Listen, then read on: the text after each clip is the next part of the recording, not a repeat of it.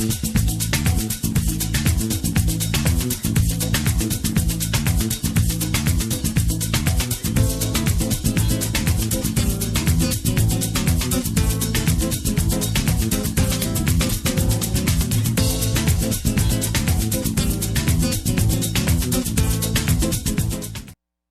everybody, welcome to another episode of Chef Tom. This week we have a special guest, Chef Gail Jean, who hails from Enfield, Connecticut, USA. That's right, Enfield, Connecticut, the Great White North. Yes, it's pretty chilly still there, but we are getting summer warmer days these days, so that's good. We're heading towards summer. That's for sure. Yeah. So many of you have been asking, well, Chef Tom, you've been doing a lot of Italian dishes, which, lasagna, you did pasta sauce. How about some meatballs? Yeah, so, meatballs. I know Chef Gail makes some great meatballs. So do you, Tom, Chef. Well, you're right. No, I'm kidding. But yours are excellent. And what we're going to do is I'm going to turn it over to Chef Gail, and she's going to tell you what's in them. All right. It's pretty basically easy. So you start out with some pretty good hamburger, ground beef. I like to go with like 85% lean or more if you want. And to that, and by 1 pound, by the way, to that I would add an egg. I scramble it up a little to mix it pretty good. And then we're going to add your spices. So we got oregano over here and parsley, some basil, some Italian seasoning, and some hot pepper, a little onion powder, some Parmesan cheese, and definitely some fresh garlic, at least 2 cloves, chopped up, minced up pretty good. Gotta have it. Yes, absolutely. And then we have some seasoned breadcrumbs, a little milk, and some Worcestershire sauce, and probably just a splash of hot sauce. That's optional, but to me, it just gives it a little better taste. I like it. And Chef Gail is forgetting the most important. I am.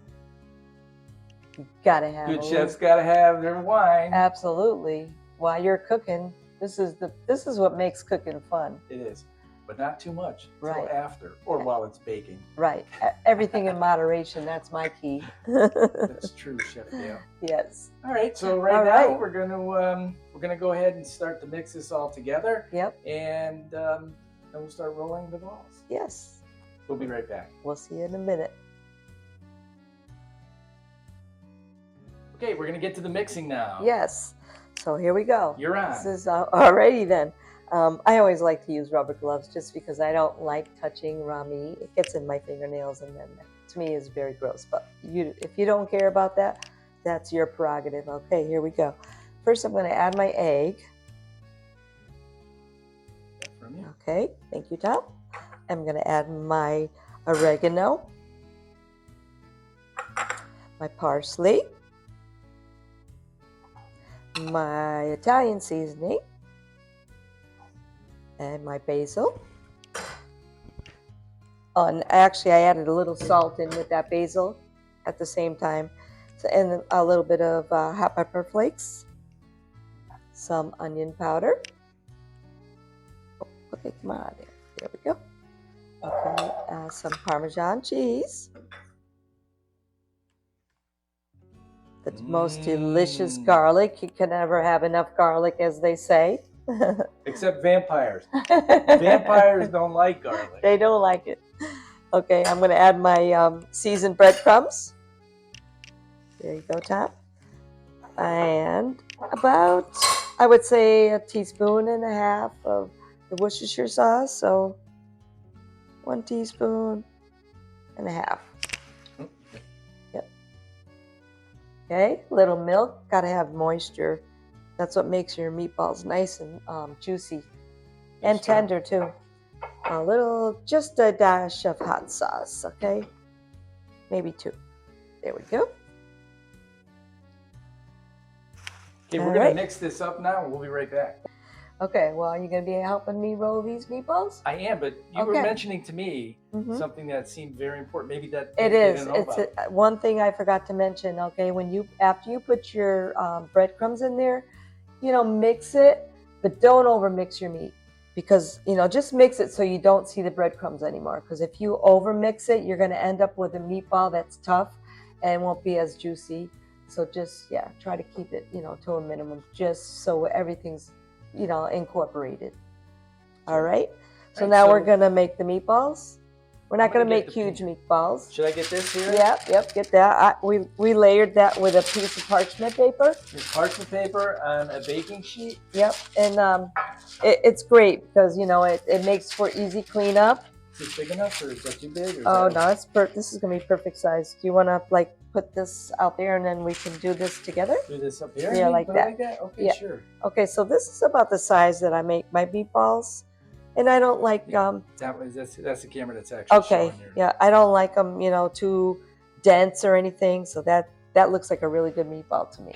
So I'm just using my hands because I'm not afraid. He doesn't mind the raw meat feeling. So, but I just don't like it so much. Okay, so we're gonna mix them up.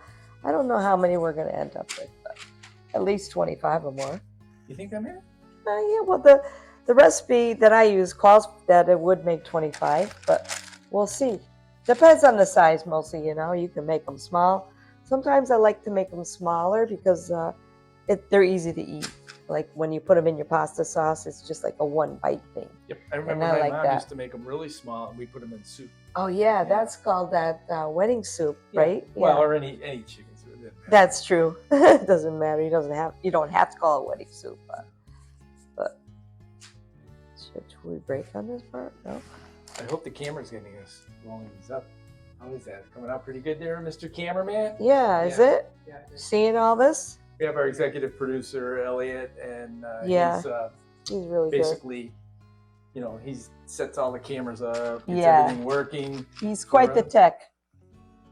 Now, Tom, you made that one a little bigger than the rest, as you could see. Give me that one. Yeah.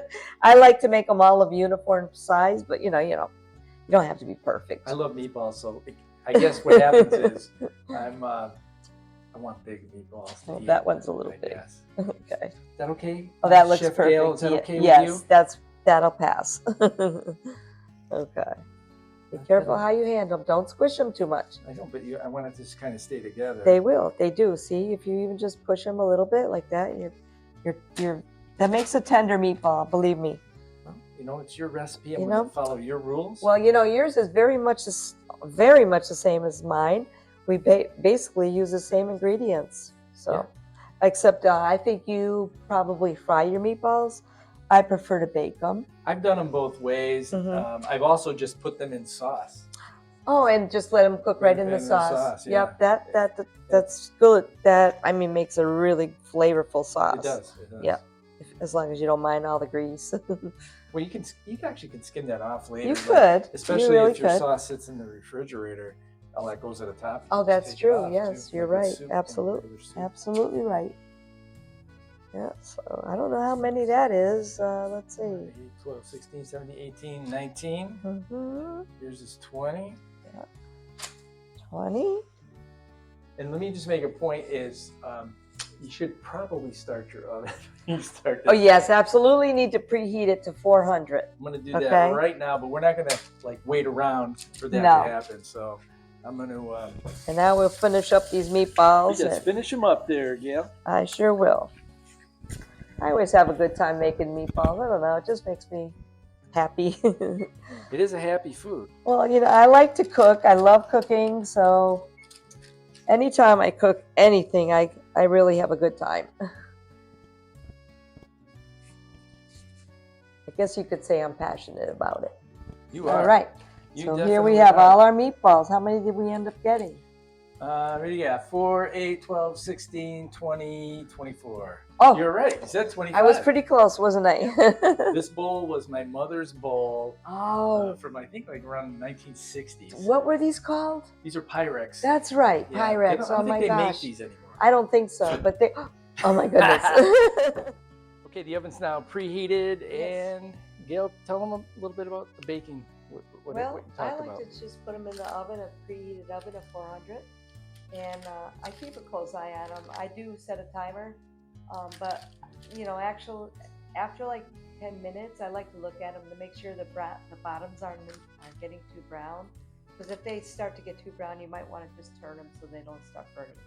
But yep, our next step is to put them right in the hot oven right now. Okay, You so ready? yep. So Okay, let here we me go. get this open for you. All right. Don't burn yourself. Oh, no, I don't know that. That's not fun. There we go. In they go. In the oven now. We'll be back after they're done cooking. See you then. Okay, the meatballs are done. Yeah, amazing. Okay, here we go. We're going to take them out of the oven. Let me get over here. They look amazing. Definitely cooked, as you can see. That was 20 minutes exactly. All right. Now we're going to let them rest for a minute, and then we'll be back. Hi, everyone. We're back. The meatballs are done. We took them out of the oven. They look wonderful, I think. They do. Took about 20 minutes exactly. And I think they look great. Don't you, Tom? I do, Gail. Cool. And we're going to enjoy these meatballs. Yes. We've been hanging out all week, Yes. doing a bunch of fun stuff. Yes.